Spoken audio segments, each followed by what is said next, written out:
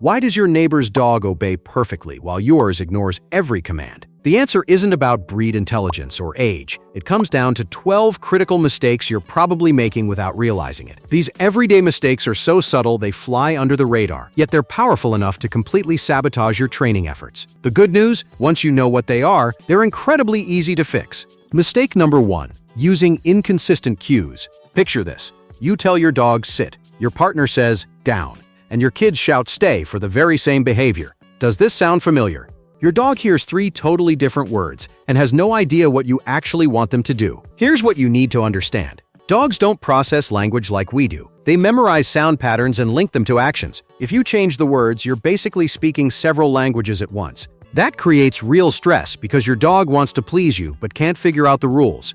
The mix-ups can happen with any cue. Quiet and hush to stop barking. Sit and stay to keep them from moving. Or off and down to get off the couch. Every variation feels like a brand new command to your dog. The result? Training progress stalls, and your dog loses confidence because nothing seems to make sense. The fix is simple. Choose one word per behavior and make sure everyone at home uses that exact same word every time. Now that we've covered what to say, it's time to dial in when to say it and what results to expect. Mistake number 2. Lack of patience. Blocking off 2 hours on Saturday to teach stay and expecting perfection by Monday is asking your dog's brain to do the impossible. Learning actually consolidates during the breaks between sessions.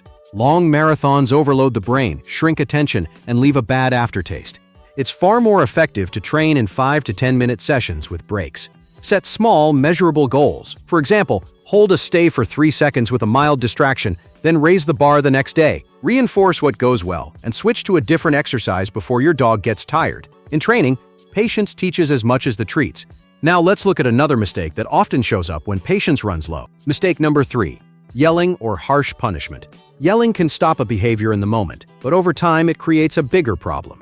It raises stress, blocks working memory, and makes your dog associate the situation with fear, not learning. The result is a dog who shuts down or reacts more, not one who understands what to do. Do you want real obedience from your dog, or just tense silence? A calm and brief intervention works best. Interrupt the behavior with a no, guide your dog to the right alternative, and reward the calm. A dog who trusts you chooses to listen because they respect you. Clear rules and a steady tone build trust. Sometimes, without raising your voice, we fall into another very common mistake. We reinforce what we don't want. Mistake number 4. Accidentally reinforcing unwanted behavior. Your dog jumps on visitors and you pet them to calm them down. They bark for attention and you say quiet while making eye contact. Innocent gestures, right? You just rewarded exactly what you don't want. Dogs interpret any attention as a reward, even negative attention. If you touch, talk to, or even look at your dog while they're doing something you don't want, you're telling them it works and to repeat it. Jumping earns petting. Barking earns eye contact. Begging at the table earns a response from you. What's the alternative? Teach what does work to get your attention. Consistently ignore the unwanted behavior and reinforce the opposite. When the barking dog sits quietly, that's when you give attention and treats. Dogs quickly learn which actions bring good things. Mistake number 5. Skipping socialization. Many people think socialization means going to the dog park, but real socialization is exposing a puppy to people of different ages, sounds, environments, surfaces, and experiences, while their brain is still developing. Dogs who miss this stage often grow into adults who fear strangers, react aggressively to new things, or shut down during routine activities like vet visits or car rides. The link between early experiences and adult behavior is direct. What your puppy doesn't meet in time will scare them later. Poorly socialized dogs struggle with delivery drivers, kids in costumes, construction noise, or even simple things like automatic doors. Between 8 and 20 weeks, a puppy's brain is primed to accept novelty with curiosity. That's why a safe, smart socialization plan is highly recommended. Go to well-run puppy classes, make short visits to calm places, and let your puppy hear gentle versions of different sounds. And here's a very helpful tip. During this stage, practice gentle handling of paws and ears.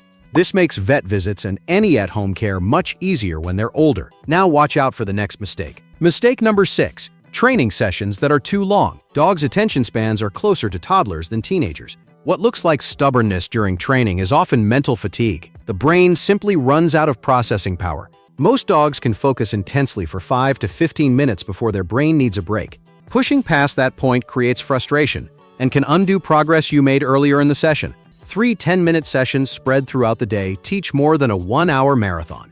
It's best to alternate easy and hard exercises. change positions, and add active breaks with a short sniffing game so they can reset. There's something else to keep in mind.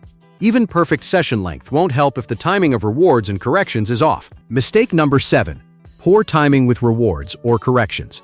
You have about 3 seconds to link a behavior to its consequence. Miss that window and your dog won't know what you're responding to. Dogs live in the present. They don't review or analyze what happened 5 minutes ago like humans do. That's where timing confusion comes from.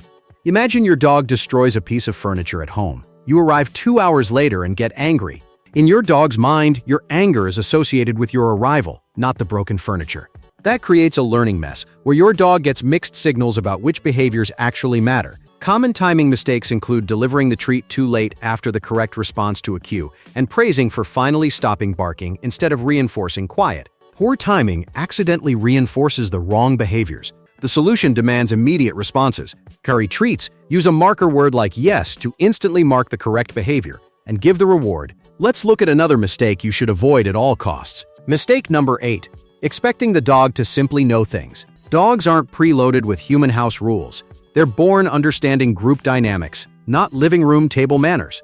Human reasoning runs on abstract concepts and moral ideas. Canine reasoning runs on direct cause and effect. Your dog doesn't think stealing your food is morally wrong. They think there's food within reach, so they eat it. Dogs learn our expectations through consistent teaching and repetition. They need hundreds of reps to grasp complex human rules like not touching certain items or not climbing on certain furniture. Common assumptions include believing they know they shouldn't chew expensive objects, that they understand property boundaries, or that they recognize a behavior as inappropriate based on context.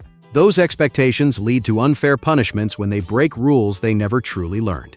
Instead of hoping for intuitive understanding, teach every boundary clearly.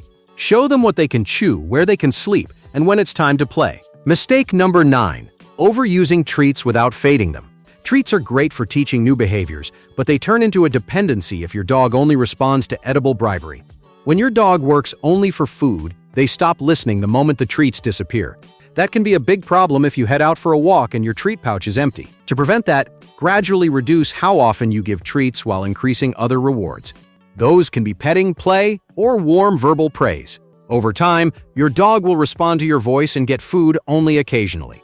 This systematic approach keeps motivation high and builds real obedience that doesn't rely on constant bribery. Now pay attention to the next part, because most people miss it. Mistake number 10. Training only indoors. Does your dog sit perfectly in the living room, but the minute you step outside, it seems like they forgot everything? It's not that they don't want to obey. Their brain simply doesn't understand that the same cue applies in different places. To them, sit in the kitchen and in the park are almost two different things. Every environment brings new smells, sounds, and distractions. Squirrels, cars, other dogs, and your voice has to compete with all of it. It's normal if at first they act like they don't know anything. They just need practice in that context to understand it. The solution is to move forward step by step. Start in quiet spots like your front entryway or an empty parking lot, then level up with more distractions. The yard, the sidewalk, the park. Remember to practice the most important cues outside, like stay, come, and leave it. Those are the ones that really make a difference in real-life situations. And don't forget something key. Don't compare your dog to others. Here's why. Mistake number 11. Comparing your dog to others. There's always someone at the park bragging about how fast their dog learns. Maybe the neighbor's golden learned to sit in 3 days, and yours is still struggling after 2 weeks.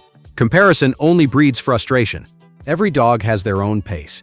Age matters, breed plays a role, and past experiences weigh a lot.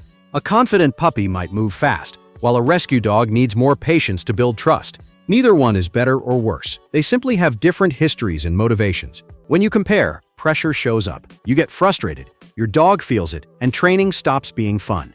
If it isn't fun, learning slows down. What really matters is celebrating your dog's wins, even the small ones. Maybe today they held eye contact 1 second longer, or finally approached without fear in the yard. Those are huge steps for them. Every dog has their own timeline. Walking it with patience and joy will take you both much farther. Mistake number 12. Ending on a sour note. Picture this. After several failed attempts with a new trick, you put the treats away feeling frustrated, and your dog is left not understanding a thing. The next day, they don't show the same eagerness to train. This happens because dogs remember how experiences end. If you close with a failure, what your dog takes with them isn't the lesson, it's the feeling of frustration. That emotion gets stored as the summary of the whole session. The key is to always finish with a sure win. Even if practice was tough, Ask for a cue your dog already masters, like sit, and celebrate that success with their reward. This way your dog leaves happy, motivated, and ready to come back for more. You'll also feel that training flows much better. With that, we've covered the 12 mistakes that can wreck your dog's behavior. Now, I recommend watching the next video that's on screen. In it, I explain the 7 mistakes you make every time you feed your dog. Tap the image to open the video and learn them all.